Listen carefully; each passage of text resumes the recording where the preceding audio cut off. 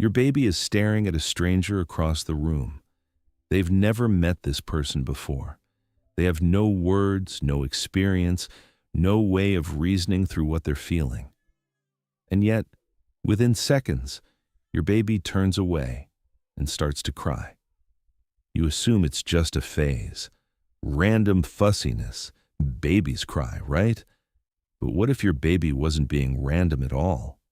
What if that tiny pre-verbal human in your arms was doing something far more sophisticated than you ever gave them credit for? Welcome to Silent Baby Mind.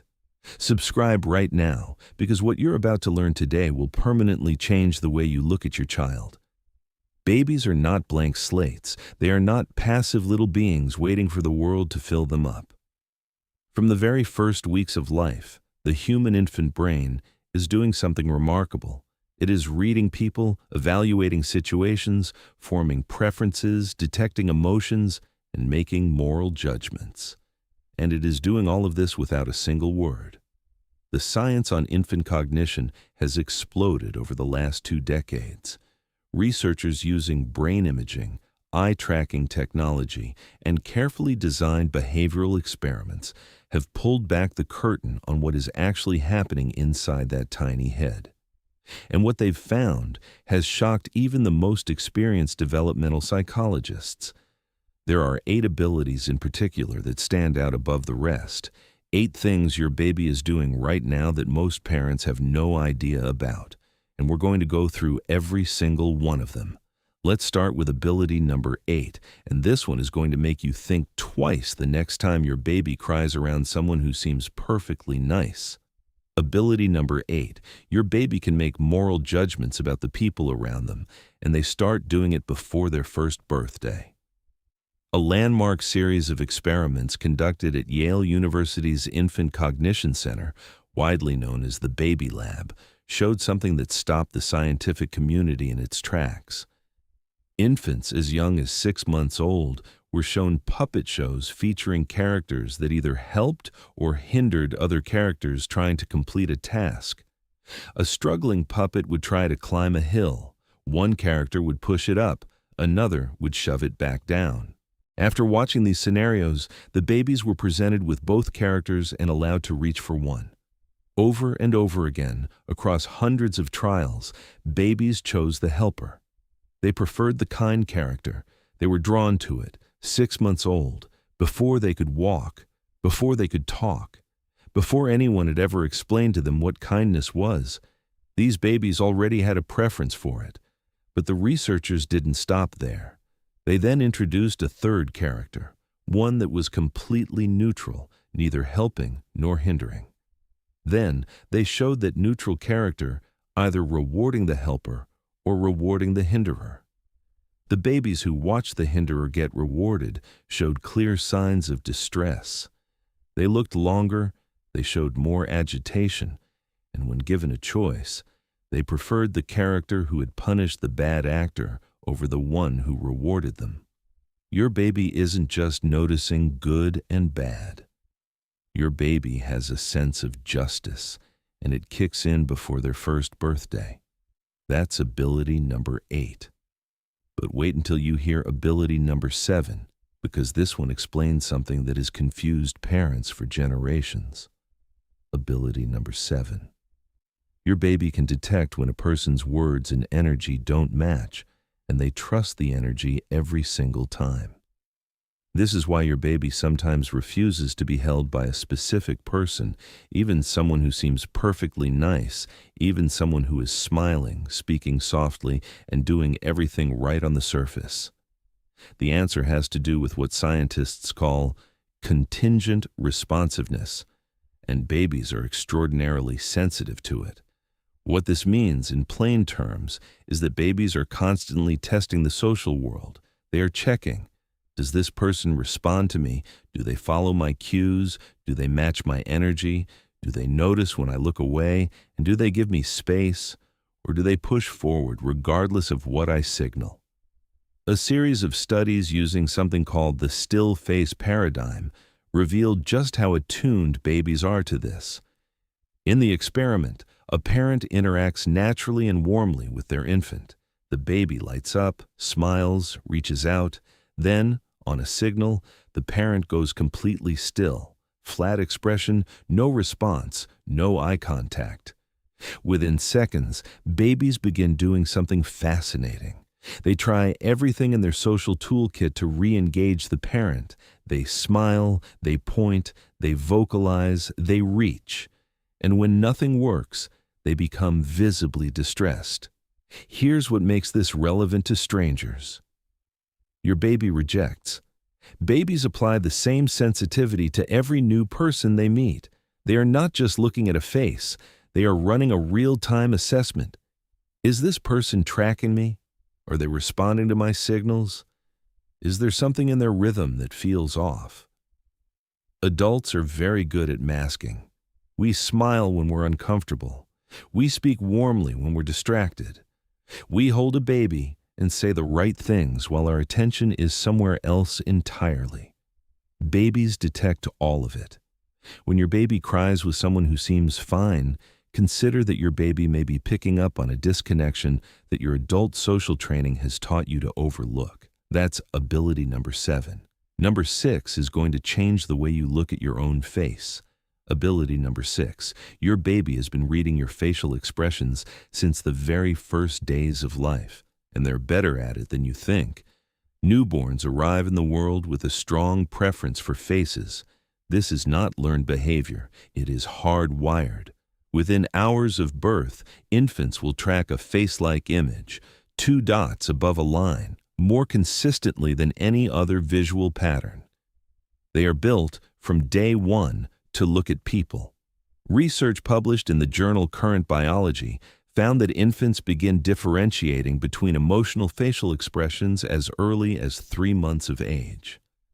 By 7 months, they can match an emotional expression on a face to the corresponding emotional tone in a voice, even when the face and the voice belong to different people.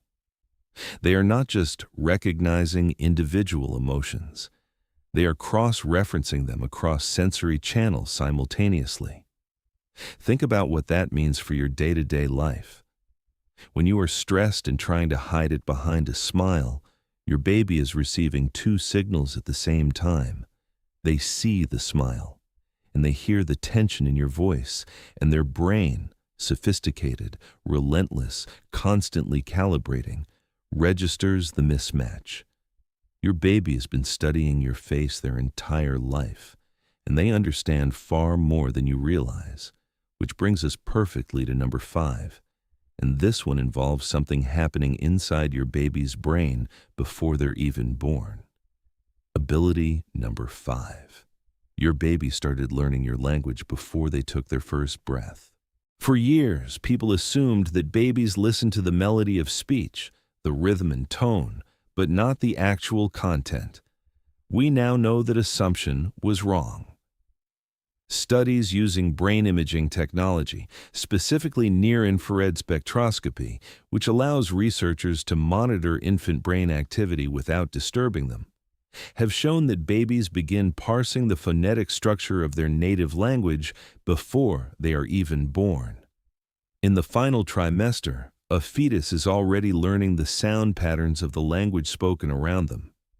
Babies born to Spanish-speaking mothers show different brain responses to Spanish versus other languages at birth, before a single lesson, before a single lullaby. And by the time a baby is 6 months old, something remarkable is happening in the language centers of their brain.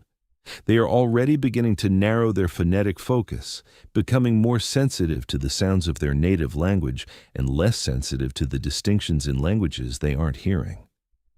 This process is called perceptual narrowing, and it is one of the clearest pieces of evidence we have that the infant brain is not passively absorbing the world. It is actively, efficiently organizing it. Your baby is already doing linguistics without you even knowing it. This is why talking to your baby, not at them, but to them, in real conversation with pauses and responses and genuine back and forth, matters so profoundly. Every real conversation you have with them, even when they can only respond with a gurgle or a gaze, is adding to a mental map of how human communication works. We're halfway through, and things are about to get even more extraordinary. Ability number 4 is one that almost no parent expects. Ability number 4. Your baby understands probability, and they know when something shouldn't have happened. Your baby understands statistics, not numbers, not counting, but probability. The likelihood of things, the expectation that the world will behave in consistent, predictable ways, and the startled attention that happens when it doesn't.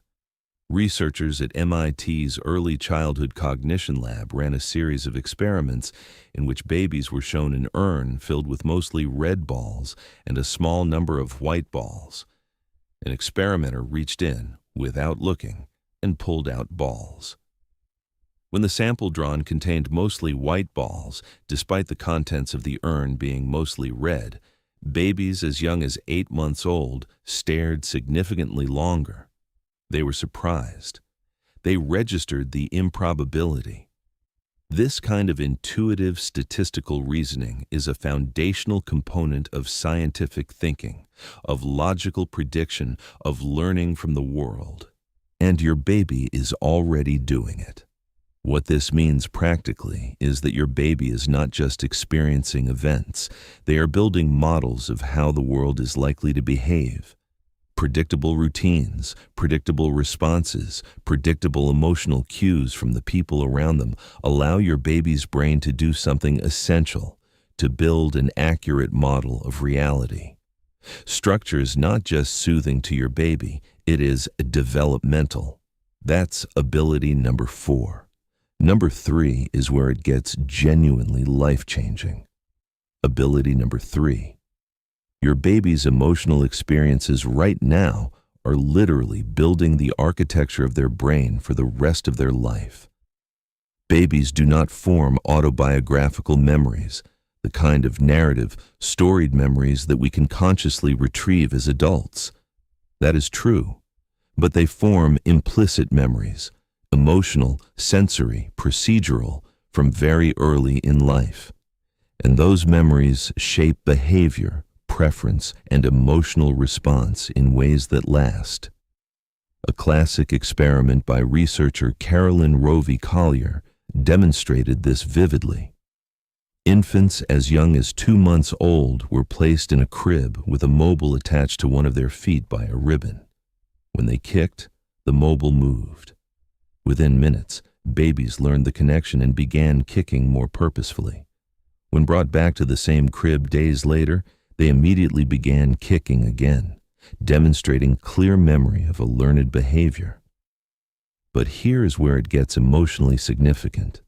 Research on infant memory has consistently shown that emotional experiences leave deeper traces than neutral ones. A baby who has a frightening or distressing experience, even one they cannot consciously recall, may show measurable differences in their stress response, their attachment behavior, and their sensitivity to similar situations days, weeks, even months later. This is not a reason to panic about every difficult moment your baby experiences. It is a reason to understand that the emotional quality of your baby's daily environment is not just a matter of comfort. It is a matter of neurological development. The warmth, the consistency, the responsiveness you bring to your baby every day. That is not just love. That is construction. And speaking of construction, ability number 2 is going to completely reframe the way you talk to your baby from this day forward. Ability number 2. Your baby is reaching across the gap between two minds and trying to connect with you on purpose. By 9 months, babies engage in what is called joint attention. They follow the gaze of another person and look at whatever that person is looking at. This seems simple. It is not simple. It means the baby understands that the other person has a perspective, a line of sight, a point of focus that is distinct from their own. That is the beginning of understanding other minds. By 12 months, babies begin pointing not just to get things, but to share experiences, to direct an adult's attention to something interesting, simply for the pleasure of sharing it. This is called declarative pointing, and it is one of the earliest forms of genuine social communication. Not, give me that, but look at that. Isn't it interesting? Let's notice this together. Animal behavior researchers have noted that this kind of pointing, purely for the sake of sharing an experience, is extraordinarily rare in the animal kingdom.